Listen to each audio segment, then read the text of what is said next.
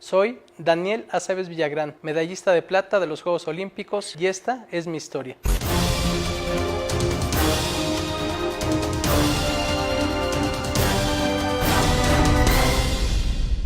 Tuvimos la posibilidad de nacer en la Ciudad de México un 18 de noviembre de 1964 en la colonia Guerrero. De mi infancia se dio en lo que es la colonia Centro, La Lagunilla, Tepito. Yo recuerdo una infancia plena en varios sentidos. Tener un ejemplo en casa que era mi papá. Siempre fuimos muy unidos, se nos inculcó mucho el respeto entre nosotros y yo creo que eso nos fue marcando para que pudiéramos continuar en la escuela. De los aspectos que fueron ubicando el desarrollo de mi infancia, está el que mi papá fue luchador profesional y participó durante más de 40 años en los encordados con el nombre de Bobby Bonales. Mi mamá, quien siempre estuvo muy atenta de la crianza de sus 4 hijos. Tengo un hermano mayor que se llama Roberto, 2 hermanas, una de nombre Norma y Cristina, quienes conformamos esa familia que siempre estuvo ubicada y apegada al tema del deporte. Yo tuve una problemática de salud, me dio hepatitis a los 7 años. Antes se trataba bastante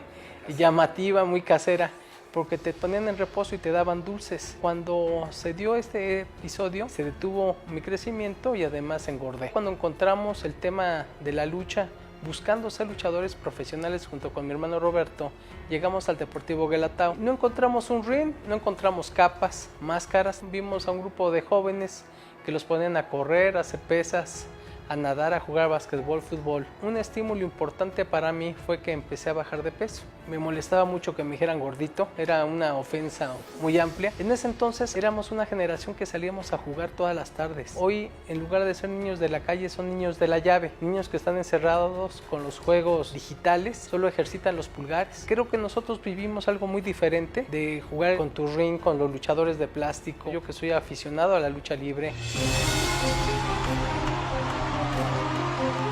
tengo una profunda admiración a quienes asumen esa profesión por lo difícil, por lo riesgoso, por lo mal pagado que mayoritariamente se sucede. Yo creo que mi papá veía eso y nunca nos inculcó ser partícipes de la lucha libre profesional. Y cuando nosotros iniciamos en la lucha olímpica, con una cierta resistencia en un principio por parte de mi mamá y mi papá, mi hermano Roberto y yo lo asumimos con seriedad y después respetaron nuestro gusto. Nunca dejamos la escuela. Cuando tienes una vivencia de niño arropado por el deporte, tu vida es diferente. El deporte de la lucha olímpica es un deporte de contacto muy difícil, que mayor horas de entrenamiento requieren. Ninguna carrera de ningún atleta es siempre ascendente. Siempre hay dificultades, hay lesiones, hay sinsabores, fracasos pasajeros. Y el recapitular sobre ellos y el poderte sobreponer, yo creo que esa es la gran lección del deporte, que al paso del tiempo dices, los campeones o se hacen o nacen. Yo creo que no tenía una gran característica para ser luchador, pero sí una gran disciplina. Llegaba antes y me iba después de los entrenamientos. Yo me acuerdo de los Juegos Olímpicos de Montreal en 1976. Cambió mi vida ver los Juegos. Nosotros preparando unas medallas con las monedas de a peso de ese entonces, de color oro, de plata y de bronce, y hacíamos nuestros concursos entre nosotros y nos premiábamos, o sea,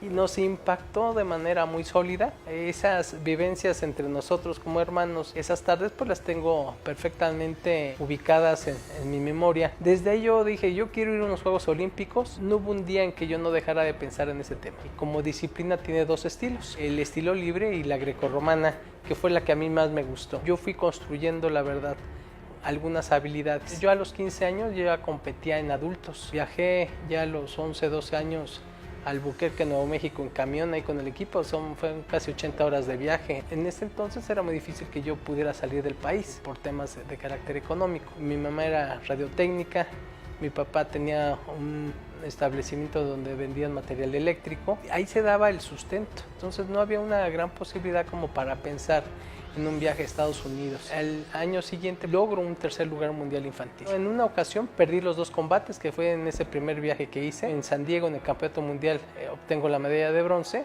y de ahí jamás volví a perder 2 combates. Fue una carrera de alrededor de 10, 11 años. Fueron las lesiones las que desafortunadamente al paso del tiempo pues te van minando y a lo mejor ya no te dejan conseguir los sueños de repetir 1 o 2 ocasiones más el ciclo olímpico. Y fui campeón mundial juvenil también. Le gané a un italiano que fue el luchador de la década, Vincenzo Mensa, ganó 3 medallas olímpicas. Los procesos selectivos fueron varios. Había ganado en centroamericanos, ganado en panamericanos, había obtenido el campeonato mundial juvenil, iba el bloque socialista. Las nuevas generaciones no entienden esto de los bloques, pero antes en la Guerra Fría era muy importante ir a los torneos en donde iban los países satélites de repúblicas socialistas soviéticas, y en esos torneos siempre ganaba medalla. La federación en ese entonces me ubicaba como la carta más viable para ir a los Juegos Olímpicos. También pudo asistir mi hermano Roberto. Nos fuimos acompañando este proceso. Hay un torneo en el Comité Olímpico Mexicano. Ahí puedo derrotar a otros competidores, y es ahí donde me constituí como seleccionado olímpico. Recuerdo yo con mucha claridad también la fecha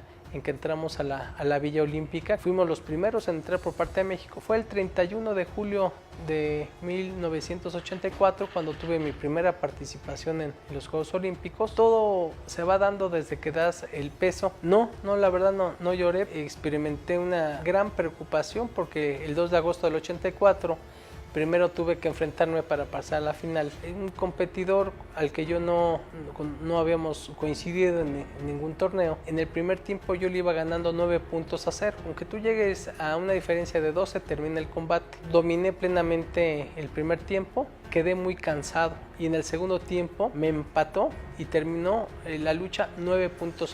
Pero un criterio de desempate que está en primer término, darle el triunfo a quien tenga la acción de más alto puntaje, y ese había sido yo por una acción de 3 puntos. Eso me dio el triunfo, ya de manera asegurada la medalla de plata. Salí del combate, tenía yo mucho dolor de cabeza, di el peso muy abajo en la mañana. Los 3 días tienes que dar el peso. Afortunadamente para los competidores de hoy en día solo tiene hoy que dar una ocasión. Le hablé a mi papá, le dije: oye papá, fíjate que ya pasé a la final. Me dice: sí, ya lo sabía, ya aquí pasó en la televisión. Se vivía una cierta crítica a la delegación mexicana, no había caído ninguna medalla y la primera era la que yo estaba ganando. Eso me daba alegría adicional para disputar la final. Y a las 19 horas me presenté a la final contra Tsuji Miyahara de Japón, que era el campeón mundial de ese año. Fue una lucha muy cerrada. Hoy por hoy el video acredita que gané el combate. Las reglas de la lucha son sencillas. Si tus omóplatos de la espalda tocan 1 segundo el colchón, con eso termina el combate. Y fueron más de 15 segundos los que tocó Nippon las espaldas. Los árbitros no lo determinaron. Fue una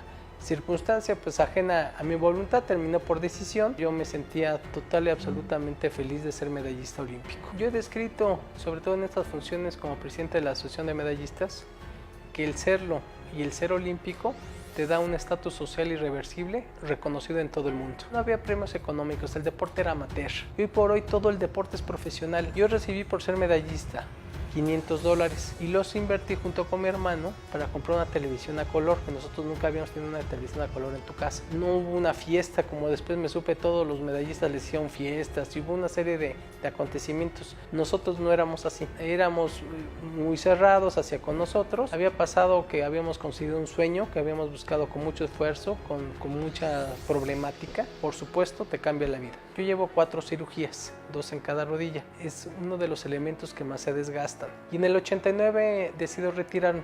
Creo que mientras no haya esa transversalidad y se reconozca el grave problema de violencia, de inseguridad, de problemas epidemiológicos, de obesidad y sobrepeso. Todos los días mueren en México 325 personas por diabetes en promedio, todos los días. Y son enfermedades no transmisibles que son prevenibles. El deporte y la cultura física tendrían que abonar en este concepto, aspectos que mejoren la calidad de vida de la población de México.